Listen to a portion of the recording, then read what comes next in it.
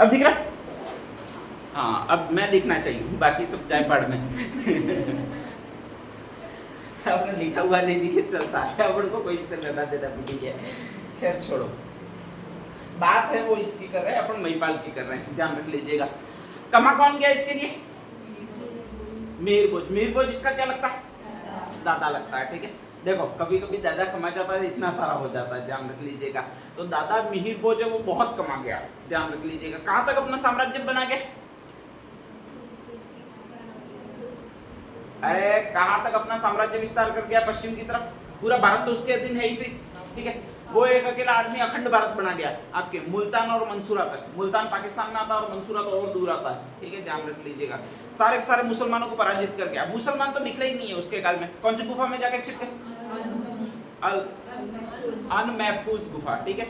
महफूज का मतलब वहां पर रहना स्पेशली, तो अनमहफूज गुफा, उसमें जाकर छिप गए सारे के सारे। उसी से बचा, नहीं तो बचने ही नहीं देता ये आदमी, ध्यान रख लीजिएगा। तो बहुत जबरदस्त कमा गया। जब कमा गया तो इसके बाद बेटे को कोई कमाने की जरूरत ही नहीं पड़ी है, और कोई कमाने की जरूरत ही नहीं पड़ी है तो उसने कमाने की सोची भी नहीं है। उसने एक मस्त लड़की से शादी की है, मस्त लड़की है वो, अवंती सुंदरी है। कहाँ गई है? अवंती की रहने वाली है, ठीक है। और बैठा बैठा उसी के साथ चेस वेस खेलता रहता है, जुआ बुआ खेलता रहता है, उसके साथ में दारू पीता रहता है, और मस्त से एक को कहता है चल सुना कुछ, और बैठा हुआ उसको सुनाने वाला भी अच्छा अच्छा सुनाने वाला, ऐसा नहीं खराब सुनाए, कुछ अच्छा ही सुनाता है, ध्यान रख लीजिएगा। पुरोहित कौन बैठा भी आपके? राजशेखर बैठा है, ध्यान रख लीजिएगा। जब भी उसके जी में आता है कि तू मेरे लिए कुछ बोल, तो वो उपाधियां देनी शुरू करता है। कौन कौन सी उपाधियां दी थी महेंद्रपाल को? अरे महेंद्रपाल को उपाधियां कौन कौन सी दी थी? एक तो परम भट्टारक, सेकंड बार दी है इसको, ध्यान रख लीजिएगा। एक महेंद्रादित्य, एक निर्भय नरेंद्र, एक निर्भय नरेश। निर्भय नरेश और निर्भय नरेंद्र दो दी है।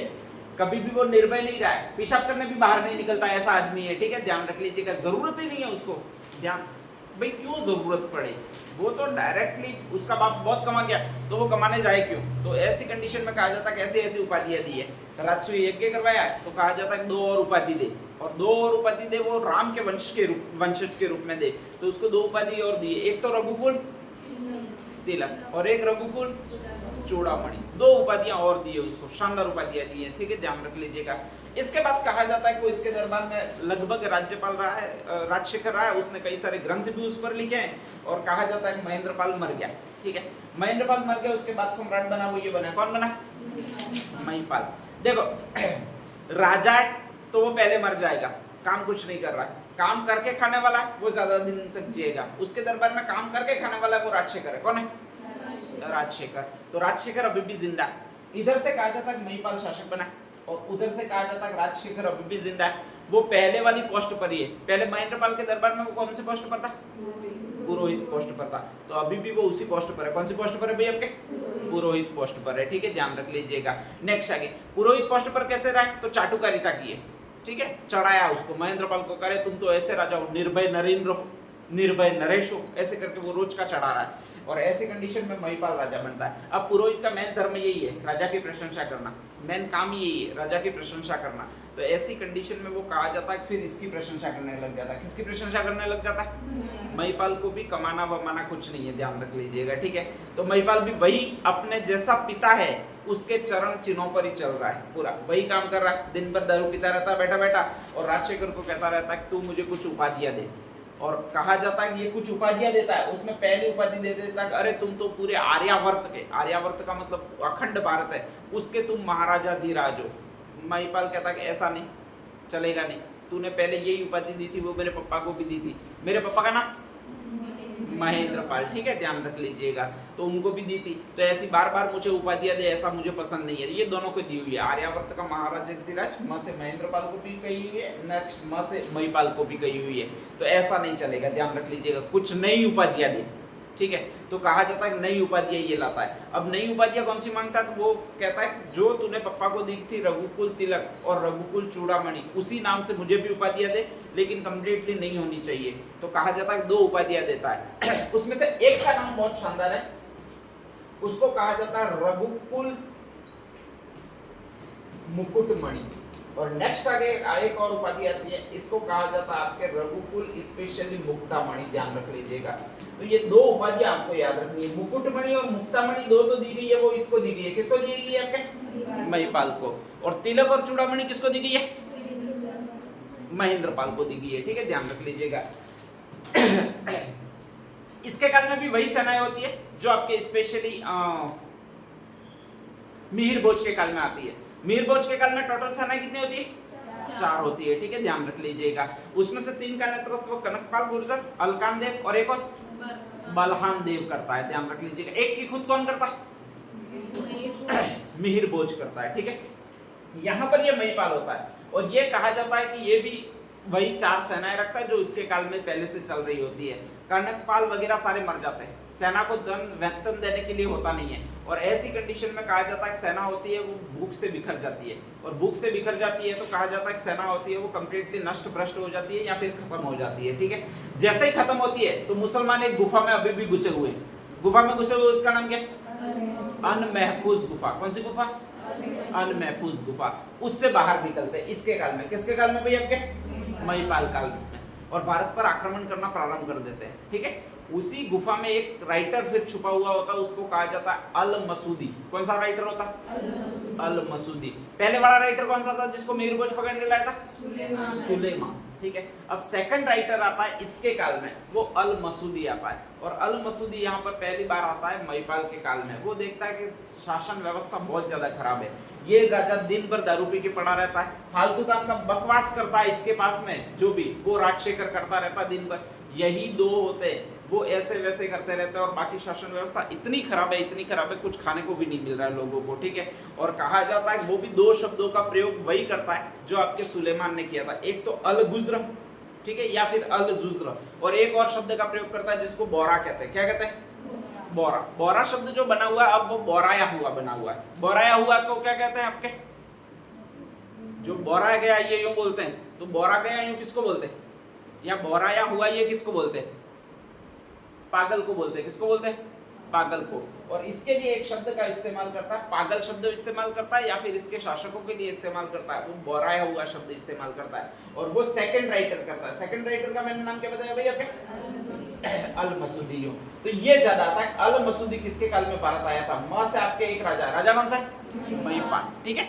तब भारत आया जब पूरा भारत की शासन व्यवस्था ही बिखर गई है, ध्यान रख लीजिएगा। मुसलमान वापस अटैक करना शुरू हुए, और मुसलमान वापस अटैक करना शुरू हुए वो इसके काल में हुए। किसके काल में हुए महिपाल के काल में। महेंद्रपाल के काल में डर डर के रहे, डर डर के इसलिए रहे उनको पता नहीं है मीर भोज मर गया, वो ये सोचते हैं मीर भोज जिंदा होगा वापस मार डालेगा साला, तो इसलिए वो बाहर ही नहीं निकले। लेकिन कई वर्षों तक कहा जाता है जब मीर भोज की सेनाएं वगैरह वापस ही नहीं की, और इसके काल में सेनाएं ही भंग हो गई, खत्म हो गई, वहां पर कोई रहे ही नहीं सैनिक, तो कहा जाता है कि इसके काल में मुस्लिम सैनिक वापस आए, और इसीलिए एक व्यक्ति आया है। व्यक्ति का नाम कौन सा भी आपके अल मसूदी है, ठीक है ध्यान रख लीजिएगा।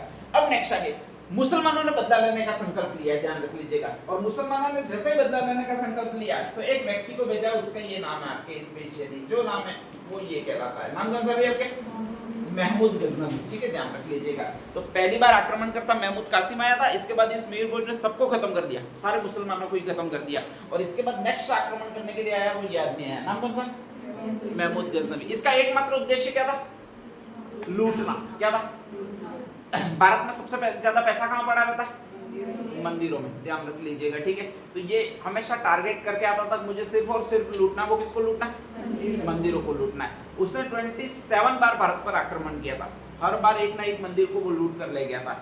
इसमें से सबसे ज्यादा फेमस आक्रमण है उसका वो 26वां आक्रमण है, और वो गुजरात के एक मंदिर पर है। गुजरात का प्रसिद्ध मंदिर सोमनाथ सबसे बड़ा मंदिर है वहाँ, ध्यान रख लीजिएगा। वहाँ के कपाट सोने चांदी के बने हुए थे, वहाँ के पिल्लर सोने चांदी के बने हुए थे। मंदिर जो था उसके पिल्लर थे उसमें भी सोने चांदी की जड़ावट की गई थी, ध्यान रख लीजिएगा। जो डिजाइन बनाई गई थी वो सोने चांदी से बनाई गई थी। भारत कितना समर्थ होगा उस समय, ध्यान रख लीजिएगा। बाकी पूरी दुनिया के पास में कुछ नहीं था, पूरी दुनिया के पास में इसलिए कुछ नहीं था कि भारत में एक व्यवस्था थी जिसको कृषि व्यवस्था कहते हैं। कौन सी व्यवस्था भारत के सारे लोग थे वो कृषि करते थे। इंडस्ट्री उस समय विश्व में थी नहीं, उद्योग थे ही नहीं, ध्यान रख लीजिएगा। टेक्नोलॉजी उस समय विश्व में थी ही नहीं, सिर्फ और सिर्फ एक ही व्यवस्था पर पूरा तंत्र चलता था, और वो कृषि व्यवस्था पर चलता था, अनाज पर चलता था। खाने के लिए सबको अनाज चाहिए, और उस समय एकमात्र उत्पादक जो था वो भारत ही था। तो कहा जाता है कि भारत अनाज बहुत ज्यादा उत्पादन करता था, फिर हम विदेशों में बेचते थे और सोना और चांदी उसके बदले में मांगते थे, इसलिए भारत में बहुत ज्यादा सोना चांदी था, ध्यान रख लीजिएगा। और सारा का सारा हम ले जाकर चढ़ाते थे, वो मंदिरों में चढ़ाते थे, ठीक है। इसीलिए उस समय के भारत को जो कहा जाता है वो आपकी एक चिड़िया कहा जाता है। कौन सी चिड़िया? सोने की चिड़िया कहा जाता है, ठीक है। आज तो लोहे की चिड़िया, रूपा की चिड़िया भी नहीं है, लोहे की चिड़िया भी नहीं है, कुछ भी नहीं है, ठीक है। आज तो नकली की चिड़िया है तुम्हारे, कौन सा गोल्ड कहलाता? इटालियन गोल्ड, उसकी चिड़िया भारत, इसके अलावा कुछ नहीं है, ध्यान रख लीजिएगा। तो कहा जाता है कि ये महमूद गजनवी आक्रमण करने के लिए आया, और आक्रमण करने के लिए आया तो कहा जाता है कि उसने धीरे धीरे लूटना प्रारंभ किया। भारत पर टोटल आक्रमण किए 27, और वो सारे इसी काल में किए। किस काल में किए? राज्यपाल के काल में।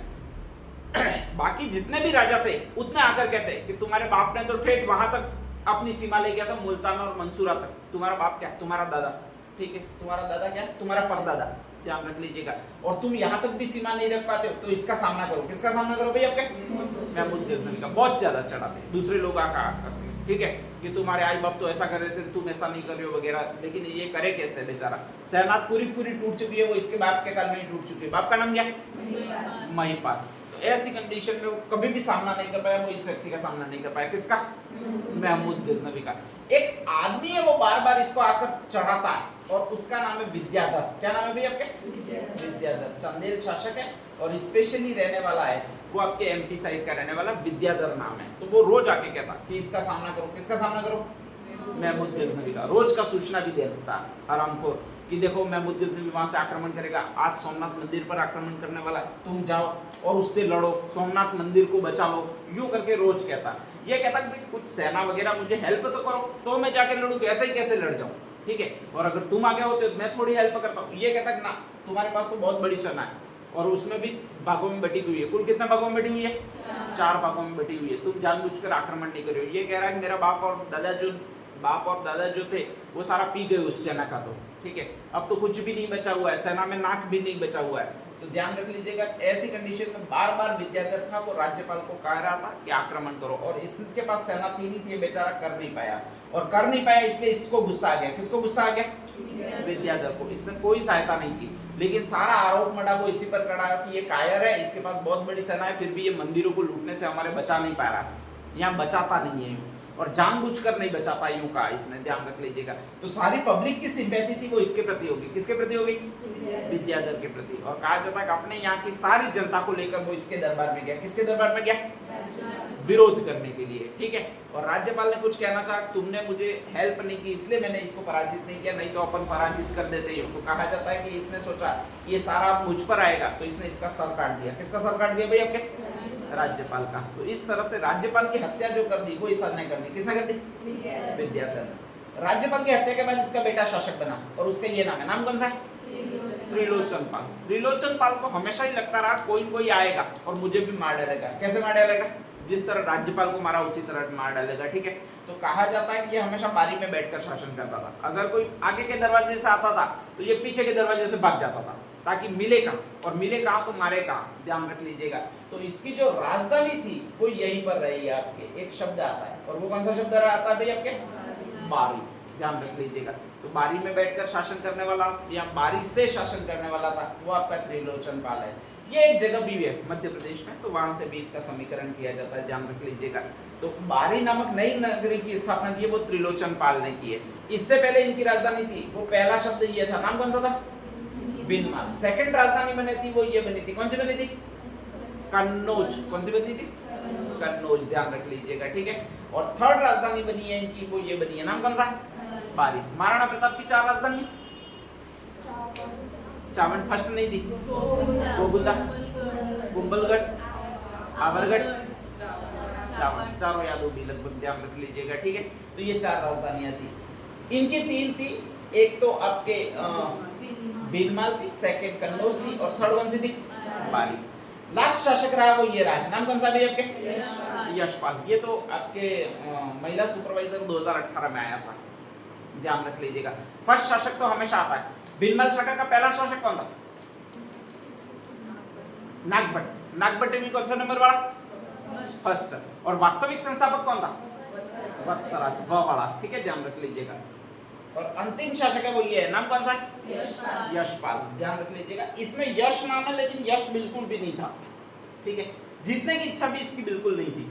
तो कहा जाता है एक गहड़वाल वंशी शासक था जिसका नाम था चंद्रदेव। ये गहड़वाल कौन है? तो ये कन्नौज के जो भी लोग बाद में आए वो सारे गहड़वाल ही है, ध्यान रख लीजिएगा। कन्नौज में ये इंदिरा युद्ध, चक्रा युद्ध वगैरह मर गए, इसके बाद में नेक्स्ट शासन बनने के लिए आए वो गहड़वाल वंश के। कौन से वंश के?